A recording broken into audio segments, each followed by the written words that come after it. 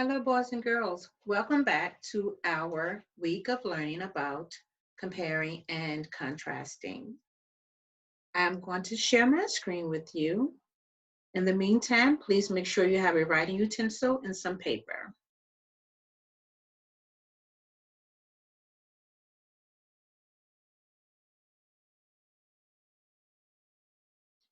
All right, so today we are going to focus on comparing and contrasting our setting and plots and or events from our stories. So let's read our learning target together. I can compare and contrast the setting and the events of a story using evidence from the text. Remember, we talked about comparing yesterday. When an author compares two or more things, we are looking for similarities. When the author contrasts two or more things, we are looking for differences. And when we find those similarities and differences, we always want to make sure that we use evidence or clues from our text to support our answers. I would like for you to take a moment to click on the link below and watch the original version of the Three Little Pigs. Please place this video on pause and unpause it once you are finished watching the video. Welcome back. I hope you enjoy that version of the Three Little Pigs. We also have a link for the true story of the Three Little Pigs, but I'm going to stop sharing my screen with you, and I'm actually going to read that story to you.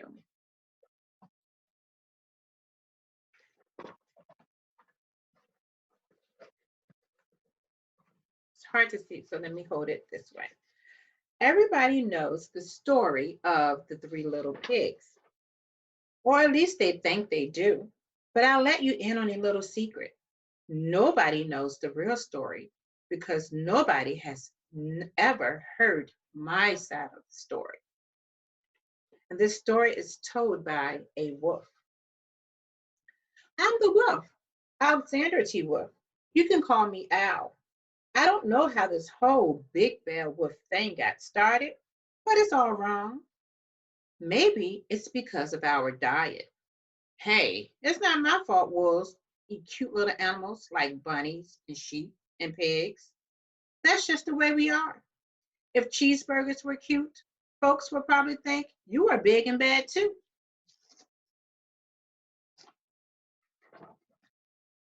But like I was saying, the whole big bad wolf thing is all wrong. The real story is about a sneeze and a cup of sugar. This is the real story. Way back and once upon a time, I was making a birthday cake for my dear old granny.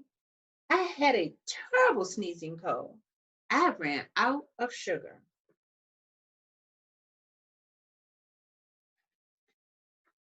So I walked down the street to ask my neighbor for a cup of sugar. Now, this neighbor was a pig, and he wasn't too bright either. He had his he had built his house out of straw. Can you believe it? I mean, who in his right mind would build a house of straw?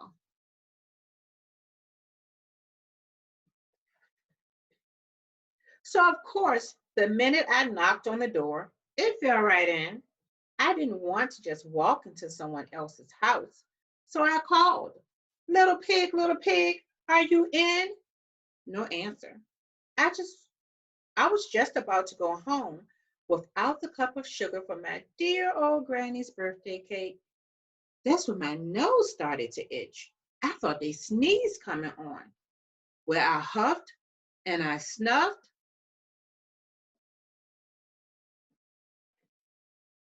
and I sneezed a great sneeze.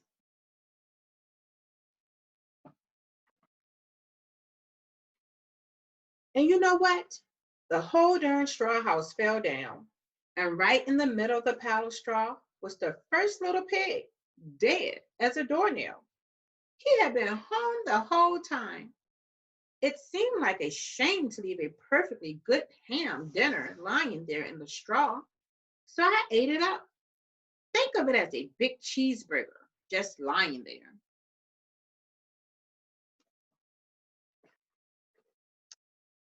I was feeling a little better, but I still didn't have my cup of sugar. So I went to the next neighbor's house. This neighbor was the first little pig's brother. He was a little smarter, but not much. He had built his house of sticks. I rang the bell on the stick house. Nobody answered. I called, Mr. Pig, are you in? He yelled back, Go away, Wolf. You can't come in. I'm shaving the hairs on my chinny chin chin.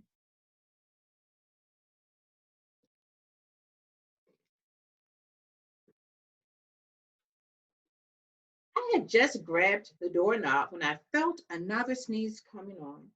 I huffed and I snuffed and I tried to cover my mouth, but I sneezed a great sneeze. And you're not going to believe it, but this guy's house fell down just like his brother's. When the dust cleared, there was the second little pig, dead as a doornail. Wolf's honor.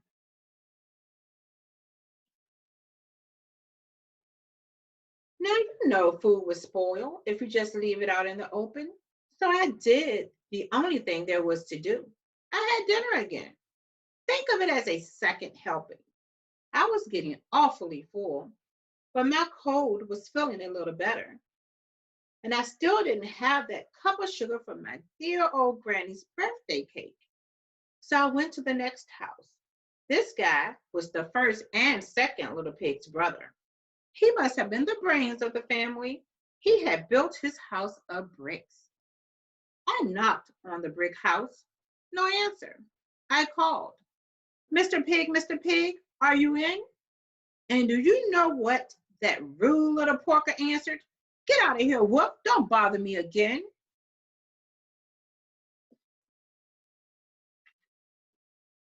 Talk about impolite. He probably had a whole sack full of sugar, and he wouldn't give me even one little cup for my dear sweet old granny's birthday cake. What a pig. I was just about to go home and maybe make a nice birthday card instead of a cake when I felt my cold coming on. I huffed and I snuffed and I sneezed once again. Then the third little pig yelled, and your old granny can sit on a pan.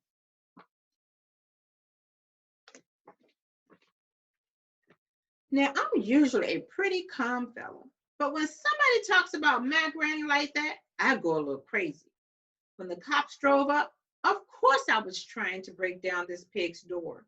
And the whole time I was huffing and puffing and sneezing and making a real scene.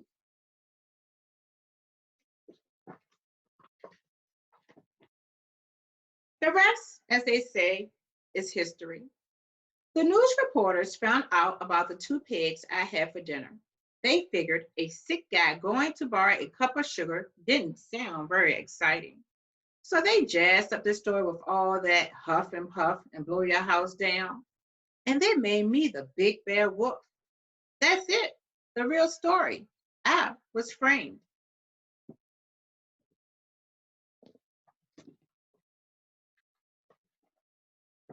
But maybe you can loan me a cup of sugar. I hope you enjoyed that story as much as I did. Let us go back to our PowerPoint and we are going to compare our setting and then we will talk about our plots and or events.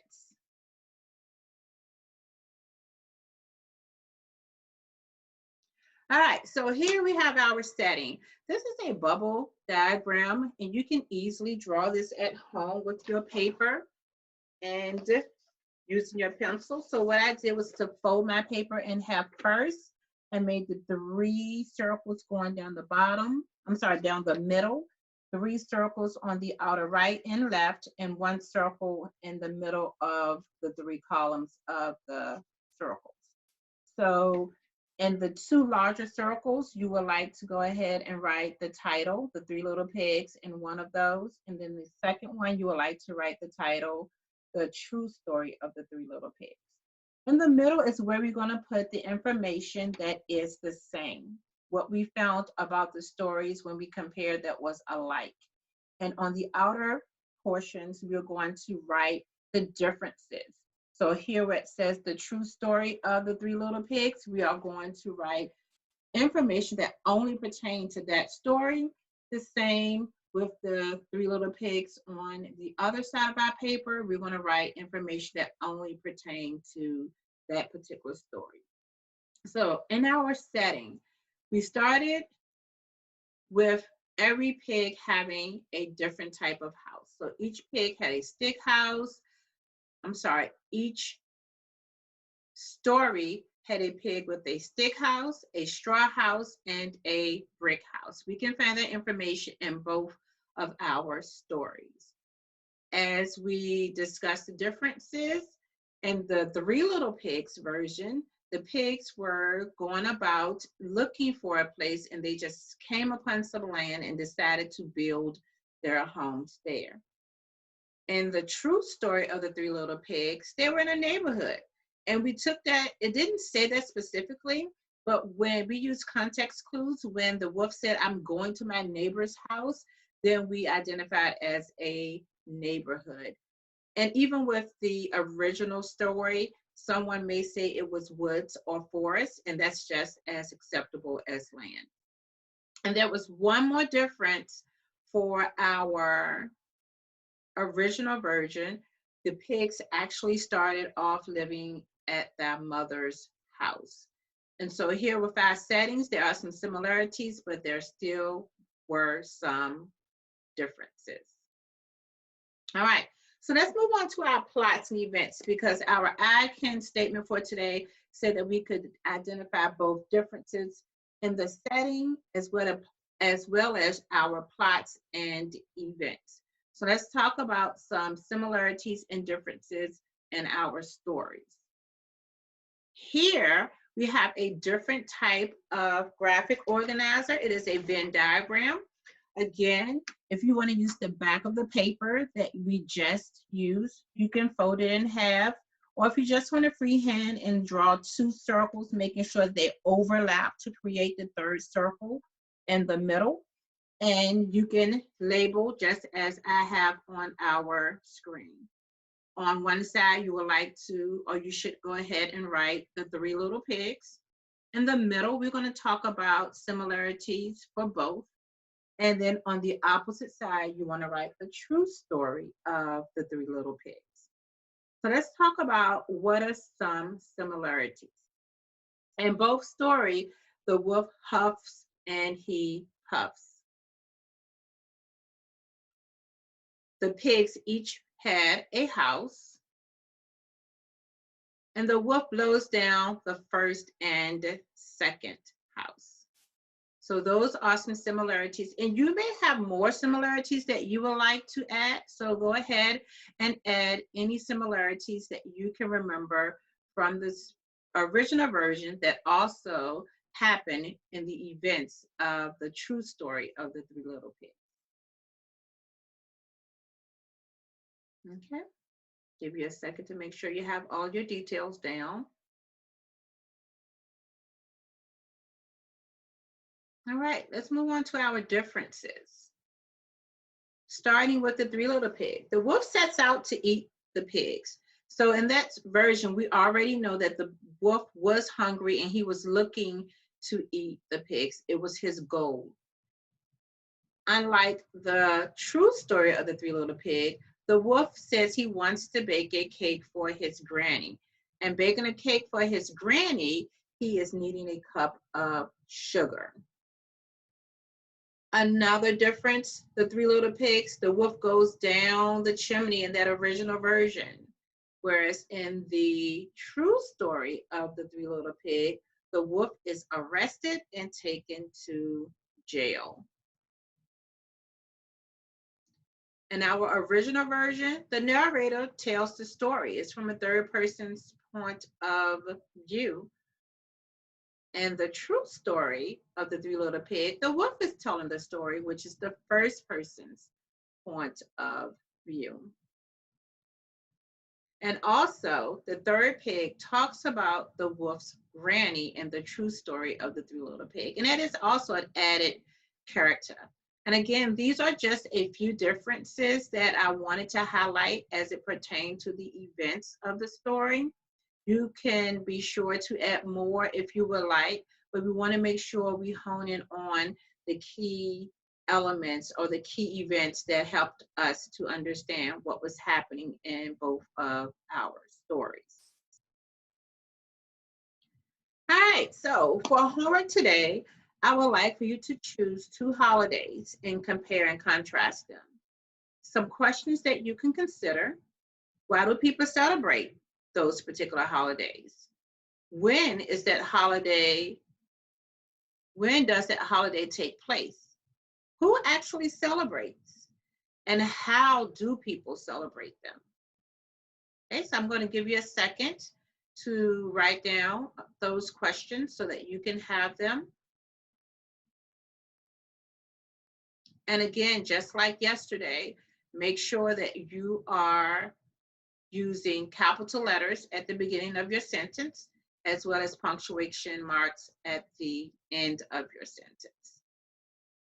And ensuring that your sentence is a complete thought, not just a phrase. So as we do a quick recap while you are completing your questions for your homework, remember when we compare and contrast a text, we are looking for similarities as well as differences. Today, we focused on the setting of a text as well as the plot and events.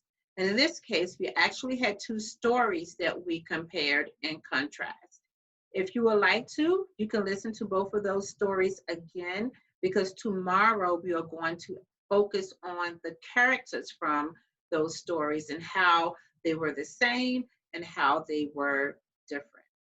Again, thank you so much for joining me. I look forward to seeing you all on tomorrow. So you take care, be safe, and have a great day. Thank you.